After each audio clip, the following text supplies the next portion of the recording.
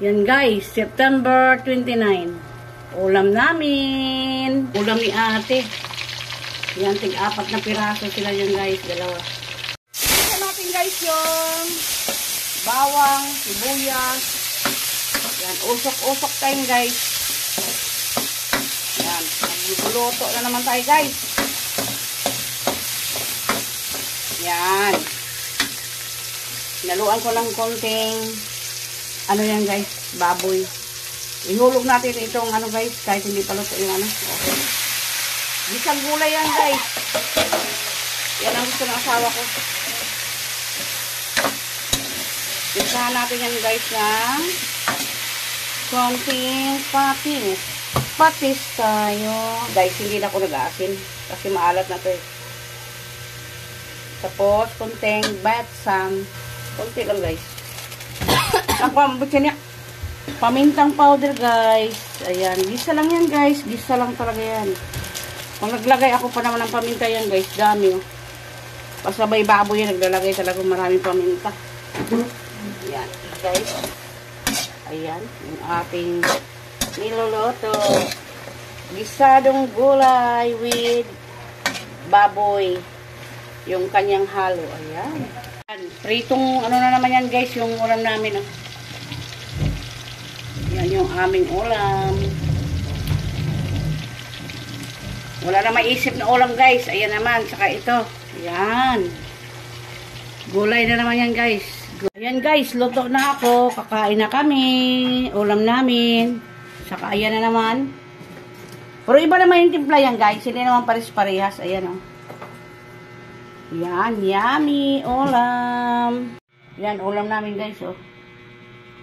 Tsaka ito. Mayroon pa yung kulang na ano, sa recipe ko guys. Inaantay ko pa yung asawa ko. Yan guys. Luto na naman tayo. Yan. Gisa natin sibuyas, bawang, luya, at saka kamati. Ayan, kamati. Tulog na ito guys. Nakain natin lang guys. Tapos, itong aking hipon. Yan, hipon. Piniplahan ko na itong hipon guys kanina.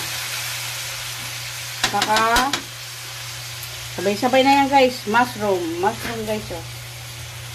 Mushroom. Yung ating niluluto. Lagyan natin yan ng cubes. Shrimp cubes. Yan. Yan. Shrimp cube daw. Sabi ng asawa ko, ay, nako, nag-smooth. Hipon cubes. Para mabilis. Lagyan natin bitchin. ng pampasarap.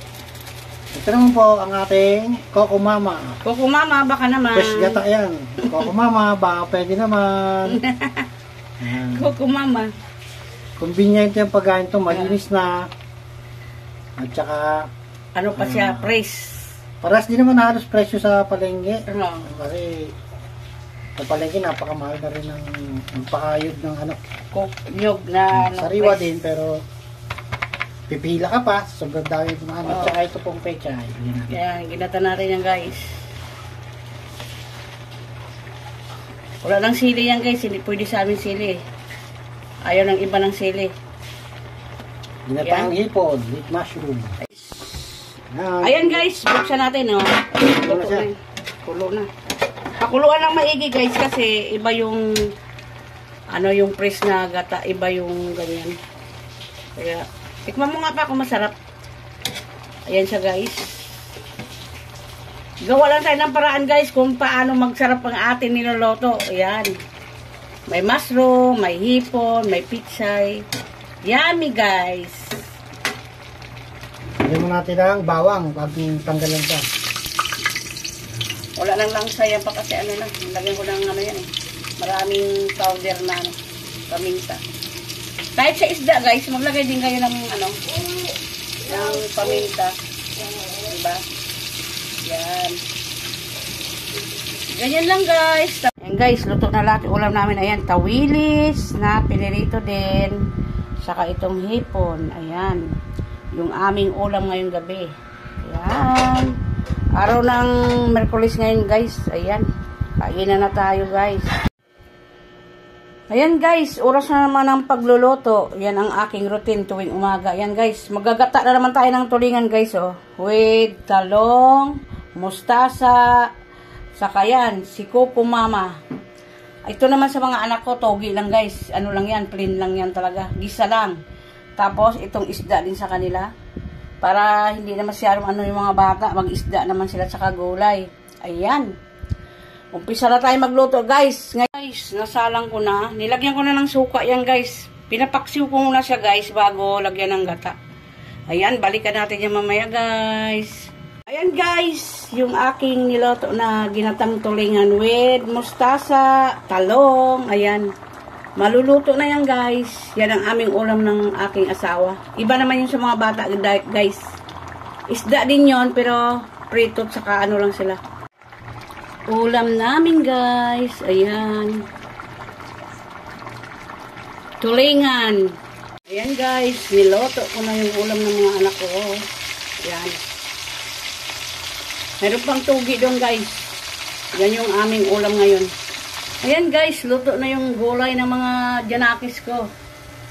Ganyan lang guys, magluto ako. Sibuyas, kamatis, asin, bitsin, saka cubes na shrimp. Ayan guys, tapos na ako magluto. Yan, ulam ng mga janakis ko yan. Saka ito. Ayan naman sa amin. Yung ginatan. Sa kanila gulay. Guys, luto tayo ng aming merienda guys. Iniba ko naman yung timpla ng aming turon para mag-iba naman yung ating panglasa. Yan. Tinunaw ko yung asukal yan guys, tapos nilagay ko dito. Ayan siya guys. Oh. Turon. Ang aming merienda. Turon. Yan ang gusto ni ate guys. Maraming asukal sa kanibunso. Hindi ko na nilagyan sa loob, sa labas na lang yung asukal para masarap. Yummy! Ayan guys, magluluto na naman tayo. Araw ng Lunes. Ayan. Ito yung halo niyan guys. Saka ito. Manok sa kasitaw. Lagyan natin ng maraming kamatis. Ayan. Saka ito na naman guys. Inano ko yan sa kalamansi. Asin saka bitsin lang guys. Yung timpla niyan. Kalamansi. Yan. Hanggang dyan na lang muna tayo guys.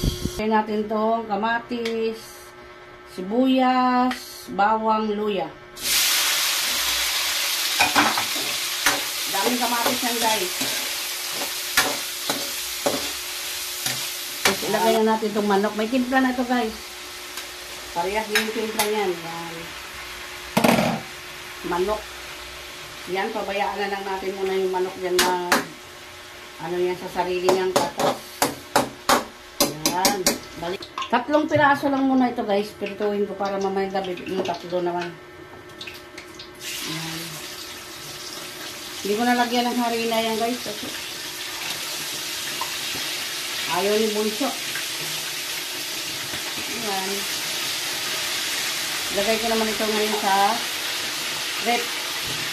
Ilagay na natin yung sitaw. Ayan, sitaw. Dito sa manok. Yan. Tapos, halo natin guys. Puro tayo manok ngayon guys. Isip ko ito kanina, gisa na lang yung sitaw. Sabi ko, ihalo na lang para isa na lang.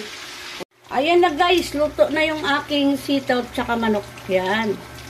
Ginisa ko yan sa sibuyas, kamatis, bawang, sibuyas, saka luya. Yan. Medyo pakpak na naman tayo. Pero iba naman yung timpla yan guys. Kalamansi lang, saka bitsin, asin. Yan yung timpla niya. Saka ito.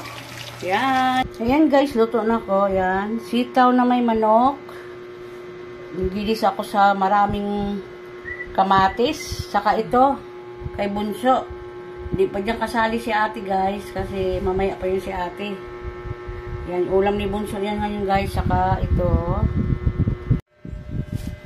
Ayan guys, magluluto na naman tayo ng langka. Pero walang halo yan guys. Ganyan lang. Gata lang talaga guys. Ay, tsaka yan, ihalo ko gata. Saka ito. Tsaka, ayan, magprito tayo ng tilapia guys. Sariwa yan, bagong bili na asawa ko. Hindi kami bumibili ng tilapia na hindi sariwa. Sariwa talaga binibili namin. Yan. Saka Tsaka yan, gata. Tsaka dito. Yan, lahat guys. Simple lang yan guys, yung ulam namin ngayon. Walang halong ano yan sa langka. Langka lang talaga na gata yan.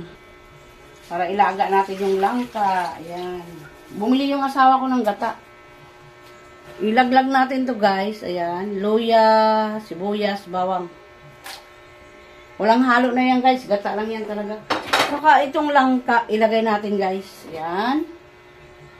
Lagay natin dito. Gusto ni panganay kasi ito, langka na naman daw kami. Saka prito daw na tilapia. Ano pa ba yung ulam natin sa araw-araw? Ganyan lang. Ayan, ayan. Ayan o. Asin. Kasi walang halo yan. Pasarapin na lang natin. Lagyan natin yan guys. Ayan. Tsaka, lagyan natin ng shrimp cube yan guys. Kuha muna ako sa tindahan. Lagyan natin ng shrimp cubes para masarap.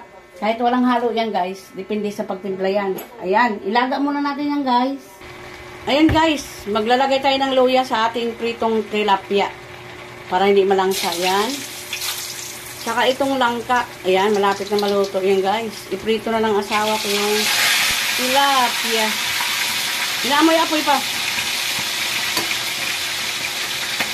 Ayan. Ganyan. Ganyan din ba kayo magluto guys? Ayun, naku, ano na, usok-usok na guys. Ayan. Ayan guys, ilagay natin yung gata ng ating langka. Ayan. Dagdagan natin ng kukumama yan guys. Kasi kulang yung gata oh. Ayan guys, tapos na tayo magluto ng ating langka na may gata. Ayan, yung itim-itim yan guys. Ano yan, pamintang powder yan guys oh. Tsaka itong tilapia na naman tayo guys, preto. Yan, ang aming ulam ngayong tanghali. Ngayon ay araw ng, Martes, October 7. Ayan guys, yung aming ulam. Ulam ko yan guys. Ulam ko yan guys, ayan o. Isda na naman, tsaka kangkong, alugbati, tsaka malunggay. Kakain yan si Bunso guys, ayan.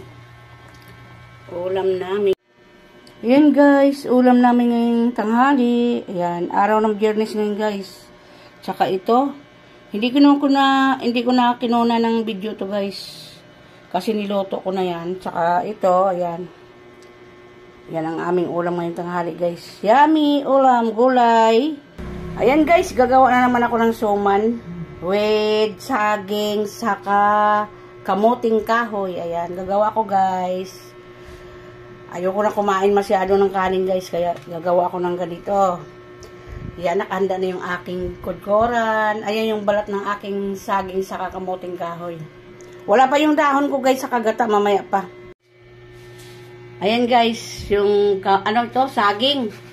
Inuna ko yung saging kasi hindi naman pinipigaan yung saging pagsuman. Pag ayaw kumain ng mga anak ko, ng anak natin guys, ng mga prutas, gawin nyo ganyan. Kasi yung mga anak ko kumakain talaga ng suman yan. Lalo na yung panganay ko, hindi kumakain ng mga prutas. Ayan, yung gawa ko, saging saba na hilaw. Ayan guys, ihalo na natin yung ating mga sangkap. Wala pang yan guys, niyog. Mamaya pa. Ito yung ating kasaba. Ayan, kamuting kahoy. Piniga na natin kaya buo. Tapos, piniga na yan. Yan, pinigaan na ng asawa ko yan. Ito yung yan guys, katas. Katas ng isang napi. Pinagdad namin na saging. Saging na saba. Banana saba. Hilaw kayo, hilaw. Hilaw ito, hilaw. Sasamahin natin. Huwag kayong magsuma ng hinog. Gagawin natin itong suman. Masarap na pinais.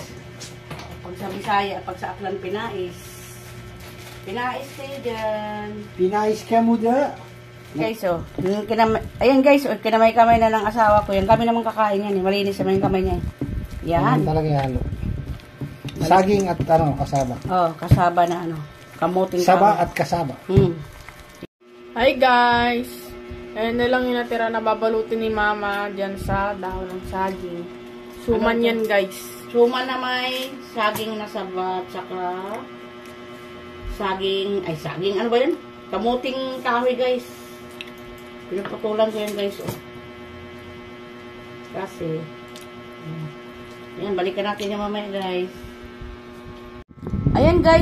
Ayan guys, nagawa ako ulit ng suman. Kamuting kahoy tsaka saging na saba. Saka ito, ayan, tingnan mo guys. Luto na sila. Magmerienda na tayo guys. Ayan yung aking suman with kamuting kahoy tsaka saging na saba. Ayan.